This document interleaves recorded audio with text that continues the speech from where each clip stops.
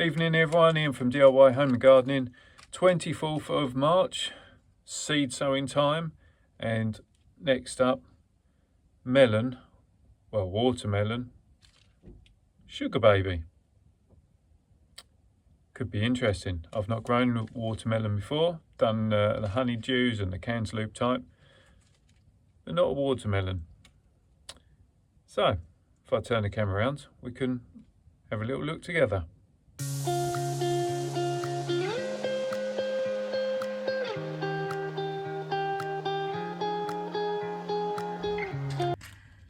Right, so this is the packet. Just grab some scissors. Now the reason I'm giving these watermelon a go is because there was well, someone on the YouTube channel said, have I ever grown watermelon? Are they able to be grown in the UK? And ordinarily I would have said no, but then last year, well 2 years ago actually, there was a grower in Spalding Way who managed to grow the first proper commercial crop of watermelon, and I can't remember how many tons of product he got. And then last year he then grew them again, and he was the sole supplier to Morrison's, and I think he grew something like 11,000 watermelons. So it got me thinking, obviously, yeah, they can be grown in the UK. Let's give them a go. But rather than going full size, I've gone for these ones, which I say is the Sugar Baby, which is classed as a smaller grown variety. And if you've ever eaten watermelon, you know how big the seeds normally are, but these are relatively dinky, and so the fruits are meant to be smaller but suitable for growing in the UK. So again, how I'm planting these on their end, much like do for squash and pumpkins. Oh, dropped that one. Slippery little things. It is now, it's slippery now. So let's pop that in. It's because my fingers are now wet. So we'll push them ends down into the compost, and you'll notice, let's try them on my trousers, you'll notice that I'm planting a couple of seeds per cell. That's multi-sowing, so then you're sort of going to have better odds that at least one of the plants is going to germinate, or one of the seeds I should say. And do you know what, I might put a third seed in of each of these just to make sure. And I'm going to grow these into a trough like I do with the cucumbers, and indeed I'm setting them up alongside the cucumbers as well, because I've got one run of cells spare. These really are quite slippery seeds once they get wet, which is a bit of a pain when you come to doing your sowing. Oh, there's one. Drop that one.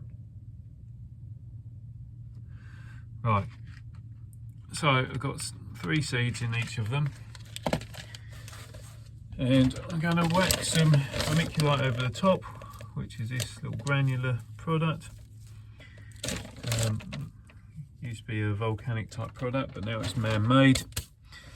And then give it a good old spray down, and what that does is it moistens it to make sure that it's not going to draw any of the moisture away from the seed.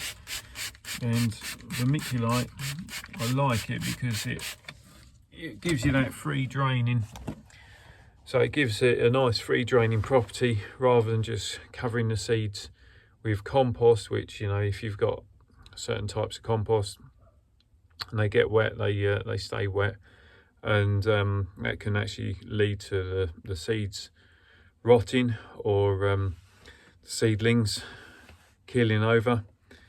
Yeah, I tend to use the vermiculite because it aids with that drainage to the top of the seed, and you don't suffer from what's called damping off, which is essentially your seed will start growing and then all of a sudden it just kills over, and that's called damping off. It's a fungal borne problem.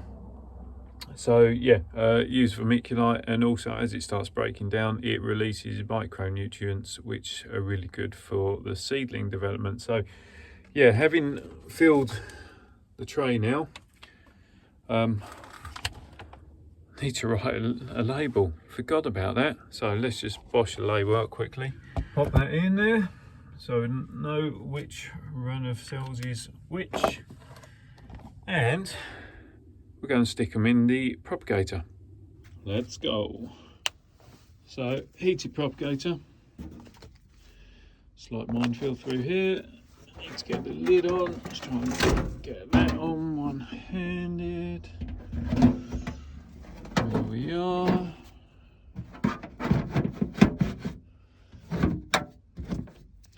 Just make sure your vents are shut because you want to retain that humidity in there. And well, if it's like other melons that have grown, then these should be germinated within about a week or 10 days. So see you then for the next well, part of the journey. Right, so we're 1 week on from the seed sowing, and look at that. 5 seeds have come up of the watermelon sugar baby, so that's pretty encouraging. And there's a little bit of mounding there, so that's probably another seed that's about to pop through. But yeah, they've got a little way yet to go until they're, well, ready to do anything with. So keep watching, see what happens. Here we are, 10 days on from seed sowing, and melons have come up. I've had to just pull one out from there because it had rotted, unfortunately. But you know, there's still 6, looks like, that have germinated. But you can see how much slower they are when you compare to the cucumbers that were sown at exactly the same time. So yeah, just need the melons to start growing. Okay, so these melons are definitely a lot slower than the cucumbers that were sown at the same time. So those are the cucumbers going absolutely crazy, and these are the melons. So 23 days on from sowing, and they're only just getting their first set of true leaves. Incidentally, I've done another sowing of them, that tray there, which some are going to be for the guys at work, but also I thought I'd try doing it just as a standalone seed zone, if you like, to see if that makes any difference. I'm not sure whether being amongst the cucumbers has been beneficial or not, because the cucumbers are now needing more moisture than the melons are, and I'm not sure if the extra moisture is sort of hampering the growth on the melons. But I guess I shall see. But one thing you can see, because we're using these clear Visi root trays, some good root formation all the way through there, so they will transplant quite readily. But as you can see, not a patch on what the cucumbers are doing. So see you when they're ready for potting. We're now the 24th of April, so exactly 1 month on from sowing the seed of these watermelons, and you can see they've only just got to putting on their first stage of proper leaves or true leaves. Let's just pop those there, so they're going to be potted. And I was going to show you these.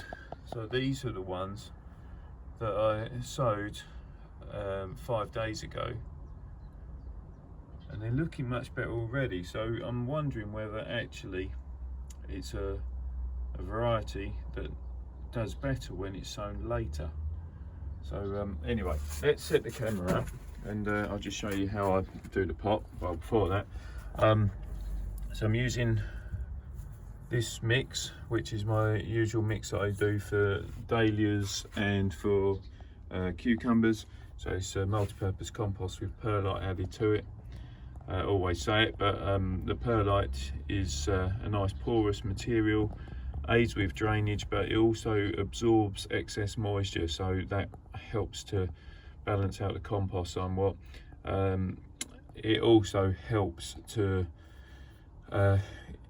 if you've allowed your compost or pot to dry out too much, it will help to re-wet as well, because as I say, it has that moisture absorbent property, so it seems to sort of break down that that barrier between dryness and re-wetting.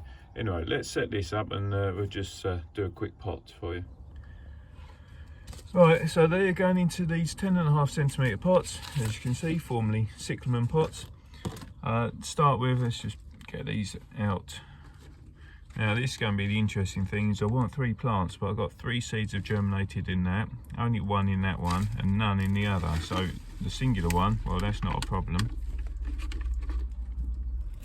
So we got that one, and then the other one, which fell out, we're going to have to divide that up. So let's pop that on one side. So I just put a little bit in the base, because of these being extra deep, as I showed you previously. These are extra deep, so you can't actually get a lot of compost in.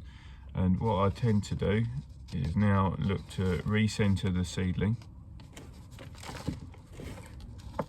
and fill around the, well, you're going to be able to fill in a little bit more on one side than other, but that allows you to re-centralise into the pot.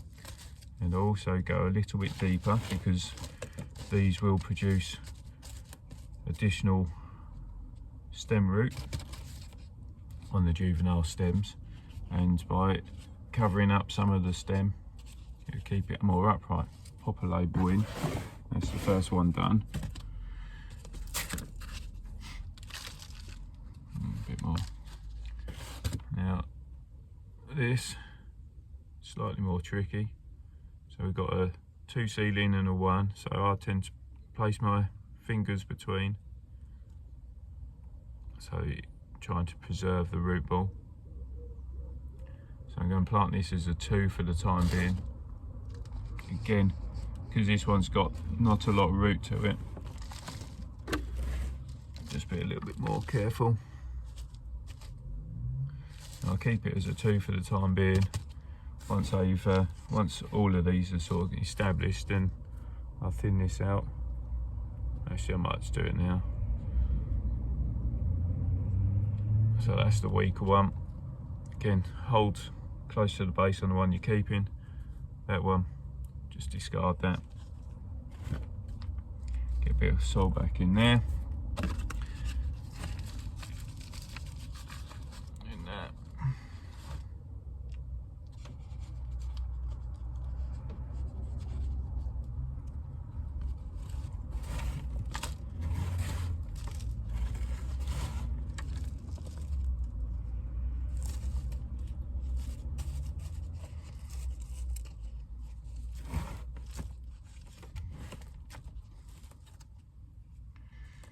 Good firm, and that's the 3 of those done.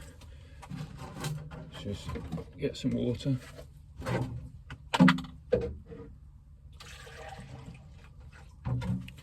Now just give them a little drink, not too much, because you don't want to send them into shock, but what I tend to do, I just put it around the outside rather than to the actual base of the plant on this occasion, because in that way that's just going to allow the root zone to get access to moisture but without being flooded and becoming a bit anaerobic. as in not being able to take in sufficient oxygen. And that is it. That's the first lot of melons done. And then, so the ones in the seed tray, they're essentially grown for the people at work. And this growth rate, well, I'm thinking that probably these are going to stay in these pots for probably another 2 or 3 weeks. Don't know, not grown watermelon before, but based on normal melons, something like this, it's going to take another 2 or 3 weeks to get to the point where the roots are hanging out the base with a decent root zone. At that point, we'll then do a pot on. But for the time being, that's the video done, growing this watermelon from seed through to potting stage.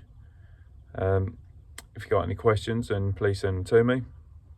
Don't know that I'll be able to help you too much on watermelons, as I say, it's first year growing them, but certainly I can help you on growing the other types of melons, so honeydew and cantaloupe.